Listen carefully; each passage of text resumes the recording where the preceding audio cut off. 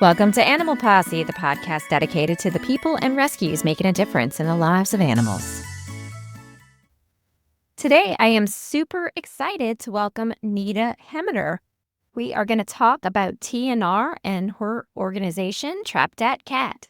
Hi, Dixie. How are you this morning? Um, Tell me a little bit about yourself and what led you to start Trap Dat Cat. my name is Nita Hemeter, and Teresa Bridges and I started Trap Dat Cat, a nonprofit, in April of 2020. And I started trapping cats in 2014.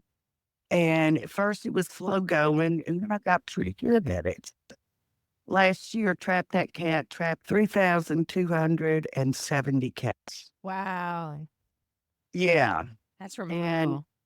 yeah, I always say better to turn off the faucet than mop the floor. You want to help cats. The best thing you can do is get them fixed, whether they're your pets or people are feeding cats, but they're not fixing them. Of course, when they don't fix them, then there's more and more kittens born. Cats can get pregnant as early as 4 months.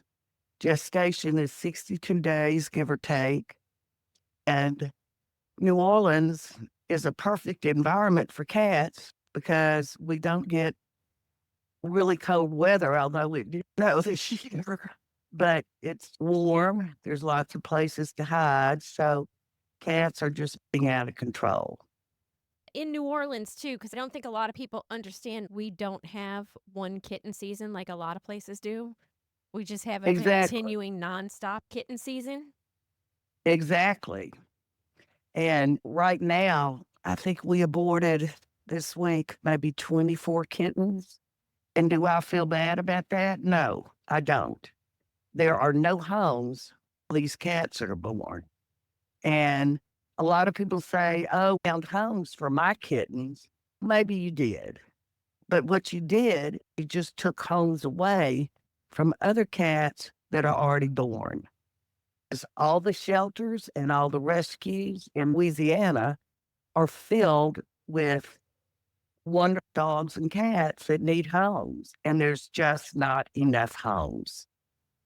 It's a major problem here. And Teresa and I realized the impact we could have, and I believe we are having an impact. When I first started trapping cats, I would go out and just about every place I went, there'd be 6 to 20 cats. And while I still run into some, but it's gotten a whole lot better than it was 5 or 6 years ago. On average, how many cats are you trapping a night? That can vary. As far as weekly, we probably average 50 cats a week. Last week, we trapped 68. And it's not just me trapping, because I tell people, call me all the time, can you come out and trap these cats? It's no, I can't trap every cat in New Orleans. What I can do is I can load your traps, show how to use them, you trap them, bring them to me, put them on my porch. I explain how to label and all that. Put them on my porch, and then I'll feed them, run them back and forth with that, get them fixed. I'll bring them back, and then you come pick up. So that's not to say I don't trap and our volunteers don't trap, because we do. But we try to, the only way this works is if everybody participates. And now I've had some connections with people that are feeding cats. If a new cat shows up, they call me and they come get a trap and they trap the cat. They know what to do. So we're slowly educating the community about the importance of TNR, Trap-Neuter-Return, and how this helps the cats, saves them money, because feeding 20 cats, that's a lot of cat food. I know we're making a difference. Yeah, We just need, definitely. we just need people to step up. Yeah, I know a couple of years ago, there was a family member of mine, and they said that they couldn't afford to feed the kittens that they just had. And so I'm like, why didn't you spay the mom?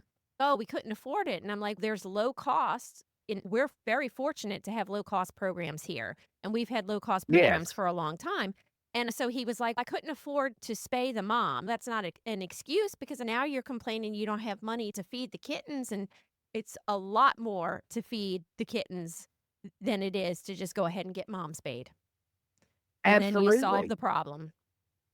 Yeah, absolutely. It's like I routinely tell people it's $60 give or take, to spay or neuter. And if you can't afford it, we'll pay. When we run out of money, we run out of money. And so far, we're still standing. We have next to no overhead. Nobody's paid. We're all volunteers. Nobody's paid gas. We don't have a van. We just have my porch. Fortunately, the Louisiana SPCA, they're a huge help. So I take a lot of cats to the Louisiana SPCA.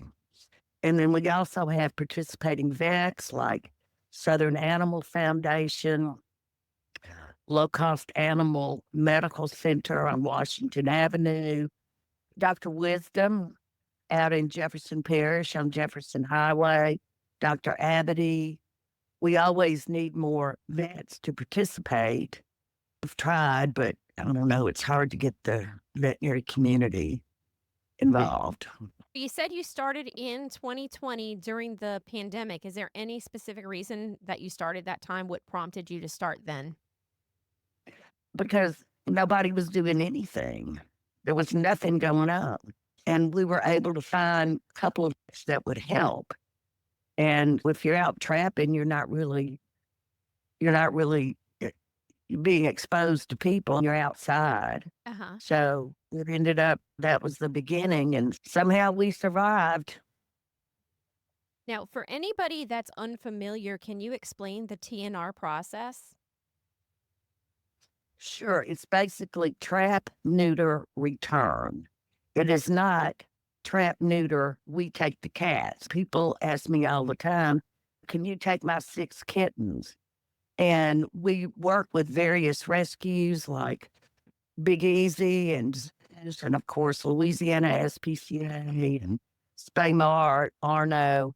So if there is room, sometimes we are, but able to get the kittens into foster. We foster kittens here at my house, and we have a few fosters, but that's not our focus. Our focus is getting all these cats fixed because that's the only way out of this. We are not going to adopt our way out of this because there's just so many. And people ask me all the time, oh, Nita, do you know somebody that wants a cat? And I'm like, if I knew somebody that wanted a cat, they'd have a cat. I don't know anybody. So it's trap, neuter, return. And a lot of people, I'd say most people want the cats back. They love the cats, they're committed to the cats. And once they're fixed, they won't have any more cats, any more babies being born. And it works pretty well. Of course, some people are irrational and unreasonable, but we just deal with them the best we can. It's a major problem. What about behavioral things with cats? So, for people who do see cats coming around that are not spayed or neutered, and you hear cats fighting all the time, you might have spray marking, you may hear the females in heat. How does TNR address those issues? It eliminates it. People call all the time, oh, my cat had his eye ripped out. And my first question is he neutered?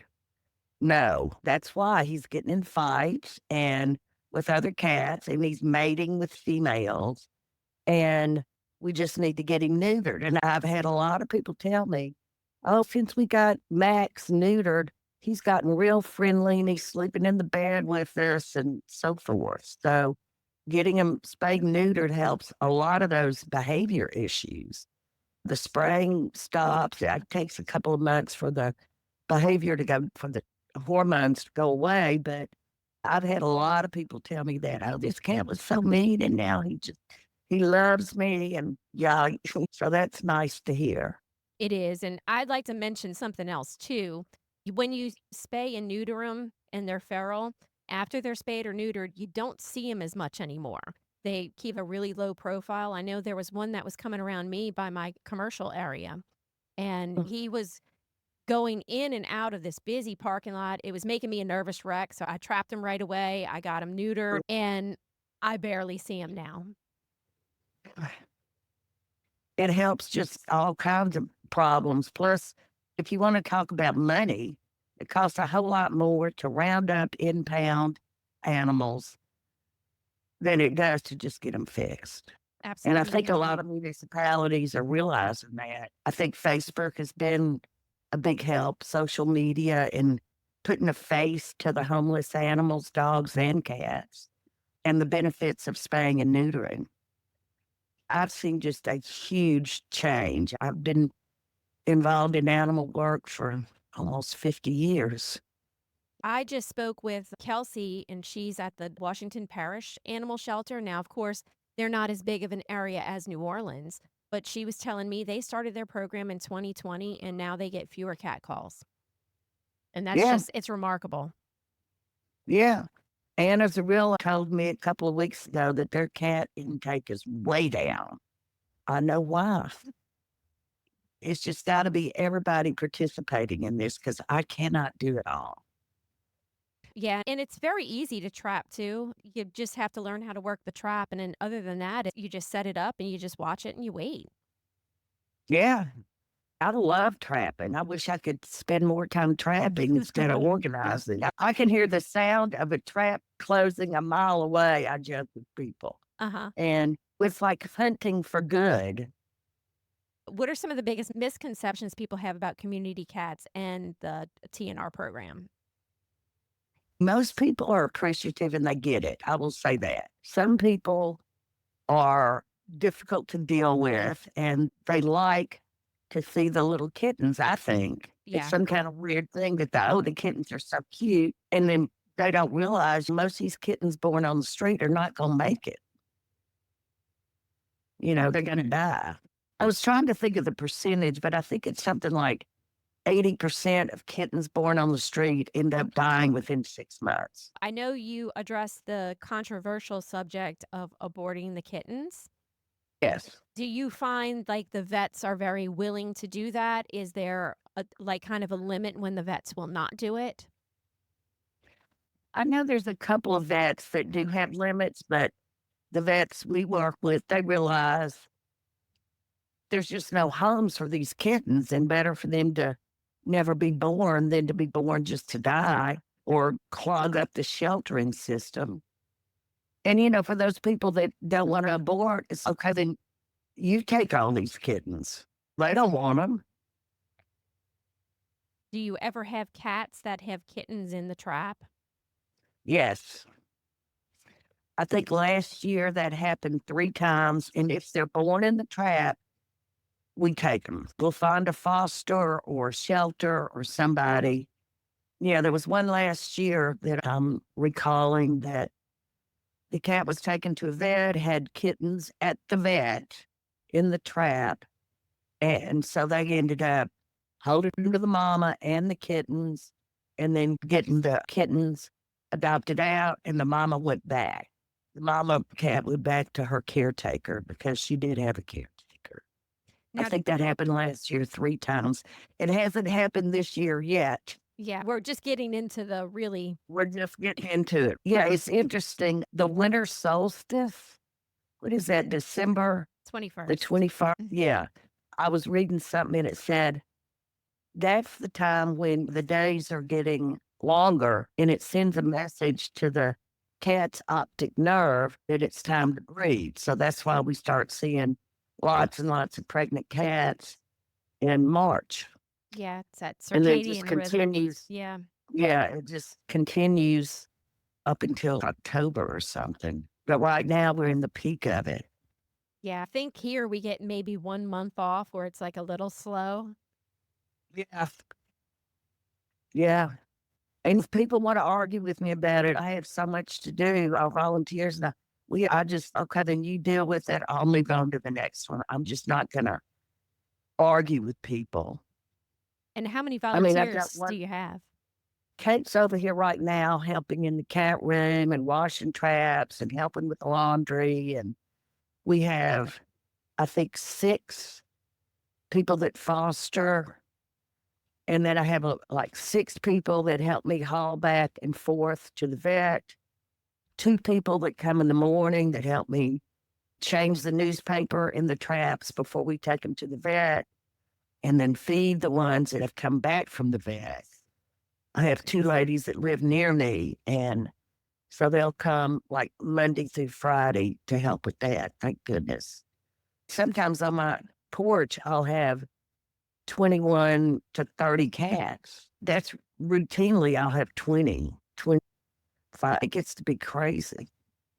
So it takes a lot of volunteers. And of course, I always need volunteers. I have volunteers that will take laundry because there's just tons of laundry, trap covers. I have a volunteer that makes trap covers.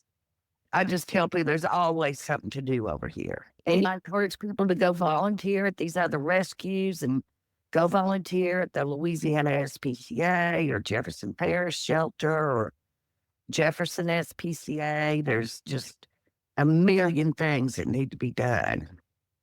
How do you identify and prioritize the areas that you go trap in? I get calls night and day. So it's pretty much just come get a trap your hood, talk to your neighbors. And I have a list. I get a request for trapping through Trap That Cat through our organization, as well as Louisiana SPCA. So to be honest, I prioritize what's near me. I do go out to New Orleans East, but I live uptown, so that's a long haul. Right. And New Orleans East is very underserved. A lot of people, if somebody's elderly, of course, they maybe can't do it. So we'll go out there and just do what we can. And I always tell everybody, we got to get every cat. Otherwise, we're not doing anything. And a lot of people do call me back. Oh, Nita, this other cat showed up. Can I come get a trap? Yes. And so they come, they sign out a trap and go trap and then bring the cat to me. I have a lot of problems with people returning traps. So I have to really read them the riot act that these traps are $100 and we need our traps back. And I don't know what it is that I have to be mean to people to get them to understand that if we don't have these traps, we can't help cats. One lady stole 2 of our traps, and so we filed a police report. And of course, nothing's going to happen, but at least it's on her record. She just won't give them back. We've tried going over there, and there's lots of crazy cat people. Yeah, I know I had a situation, it was a couple of years ago, where I was Uh, trying to clean up an area by me. So many cats, and I was doing a really yeah. good job of getting them, and I noticed there was a new one over there. This lady had contacted us in this area. I was already familiar with it, but she was like, "Oh, there's kittens over here and there's cats." And I was like, "Okay, I'm going to come and I'll try to help." I put the trap out and I told her, "Don't touch the trap. Leave it right where I put it. If the cat goes in it, just give me a call." And I had to go run down the street real quick. I come back, she moved my trap. So then I go move my trap someplace else. She basically told me, "Oh, I can't put my trap there because there's a lot of kids in the area and they're going to steal my trap." And I'm like, "Why would kids steal my trap?" So I think it was Yeah. her. I think she's the one that just had a problem. Yeah. Why do you reach out for help though and then tell me you're going to steal my trap? Yeah. It's unbelievable. We had this, yeah, that's happened to me before. This man had hidden one of our traps in his car. And so we're out there trying to talk to him. And finally, his wife screams out from the window, "Give the ladies their trap. It's in your car."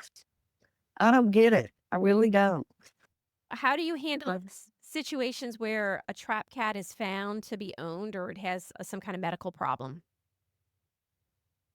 Oh, I have a chip reader. So, if the cat looks friendly, I'll scan him for a chip. And I think in the past couple of weeks, we've had 3 cats that had chips.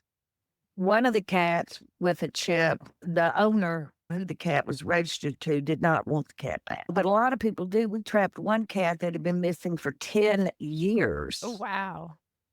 And they came right over and picked up the cat. The cat was trapped in New Orleans Beach. And the people were from, I think, Slidell.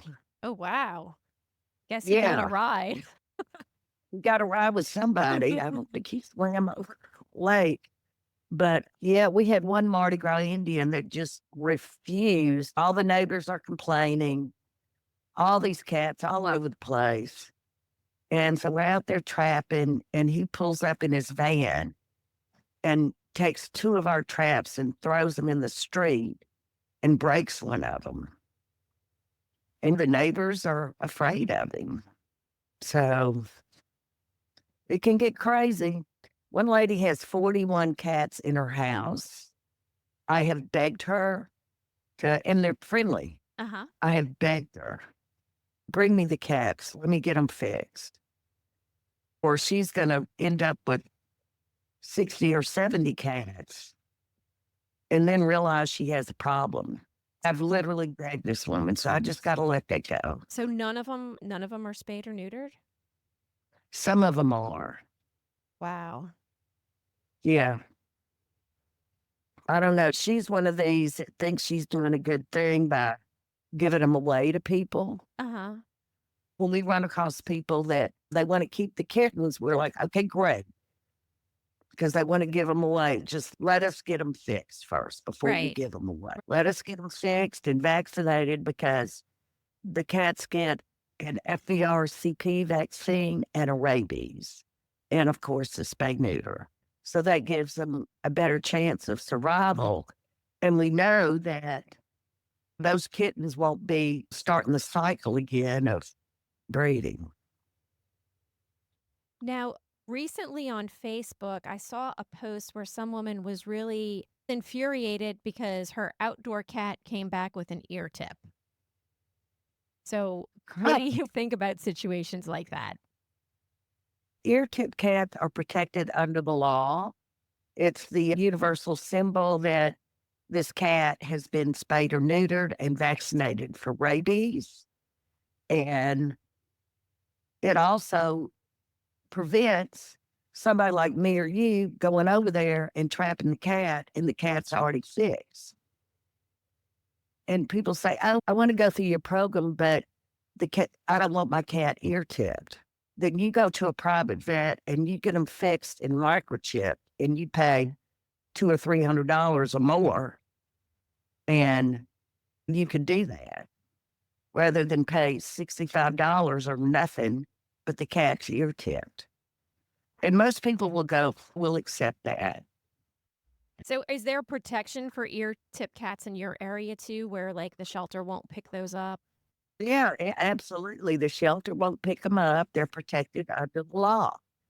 And you can see ear tip cats in China or England or France. It's the universal symbol that these cats are spayed, neutered, and protected. So why would you not ear tip? Right. All of my cats are ear tipped, even the friendly ones. Right. Yeah. So I this don't is mind the ear everything tip that, at all. yeah, me either. I don't want somebody coming over here and taking my cat. What are some of the success stories that you have had to keep your team motivated? We have success stories every day.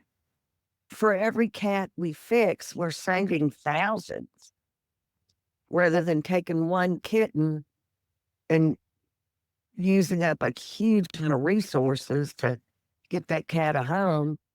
We're preventing all this suffering and community problems with cats roaming and yowling and braying and bothering neighbors. And to me, every cat that we fix is just saving so many down the road. Yeah, absolutely. What are your feelings about breeders? I do not understand why anybody would be breeding a dog or a cat when all of our shelters are full, even purebred animals. I think a quarter of the dogs that end up in shelters are purebred. And there's all these rescues that specialize in poodles or Dobermans or German Shepherds or Cocker Spaniels. There's rescues specific for specific breeds. Puppy mills, I've never, all of my animals are rescued. And like my neighbors, all of their animals are rescued. I see people walking down the street and I can tell, oh, yeah, I rescued this dog from Zeus or Big Easy or whatever. What are your future goals for Trap That Cat? And are there any new initiatives or projects that you're working on? I would like to see more of the rescues have traps to take some of the stress off.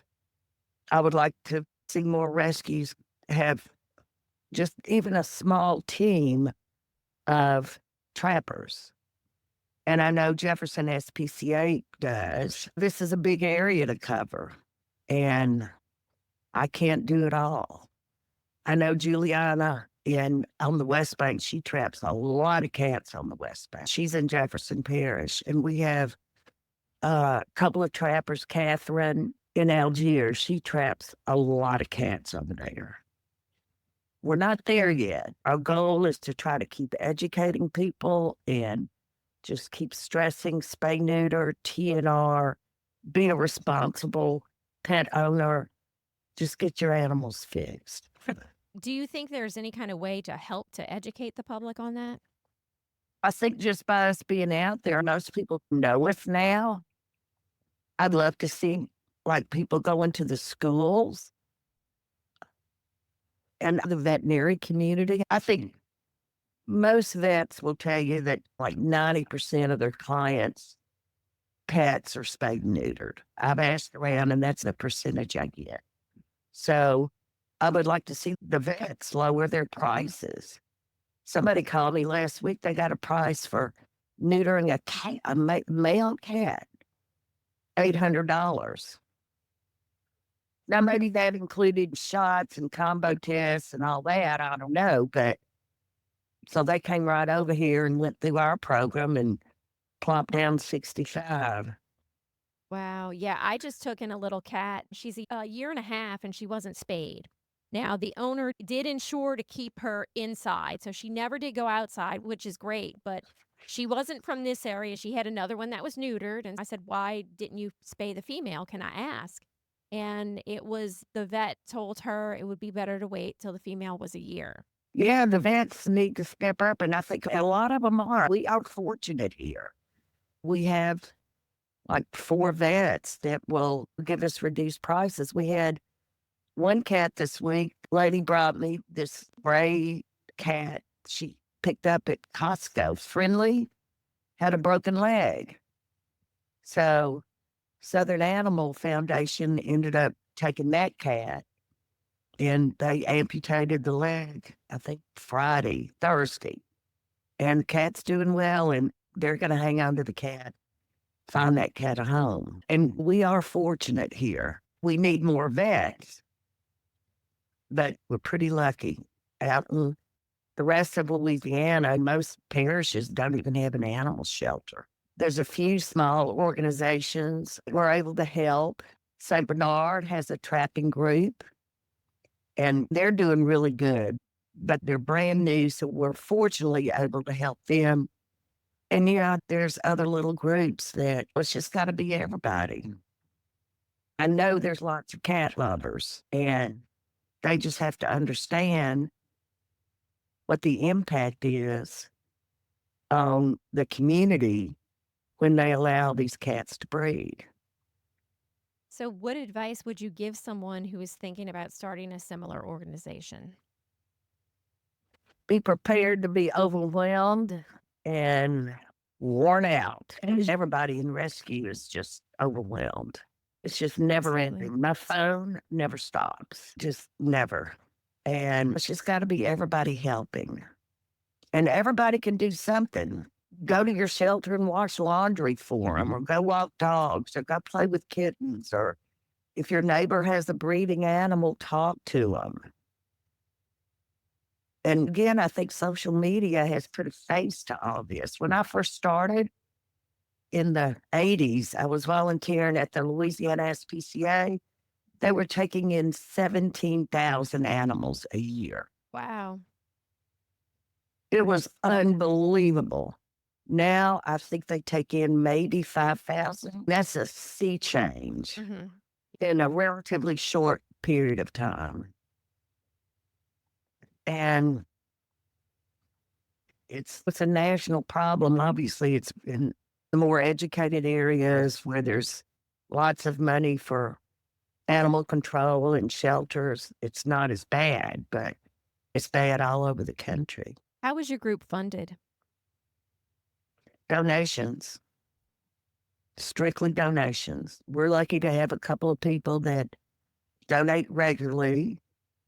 And then I beg people to donate anything they can when they bring me a cat. And so far, we've survived. It's a miracle. It really is a miracle. But we have no building, no car, no electricity, no water.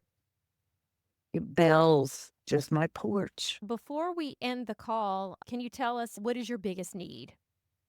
And how would people get in touch with you? More volunteers, money for spay neuter. Talk to your vet about participating in our program. We have a website, www.trapdatcat.org. You can go on there and donate. You can send cat food. There's just a million ways to help. Trap your neighborhood. Just get involved. If you don't live in New Orleans, go volunteer for your local shelter. Absolutely. Thank you for taking the time to speak with me this morning. I really appreciated it, and I enjoyed our conversation. Thank you, Dixie. Thank you so much for doing this. Thank you. Thank you. Goodbye. Bye-bye. And that's all the time we have for today's episode. If you are in animal rescue, or if you know someone that has a story that should be told, please contact us. We would love to have you or them on the show. Thanks for listening, and please join us next week as we continue to explore the world of animal rescue.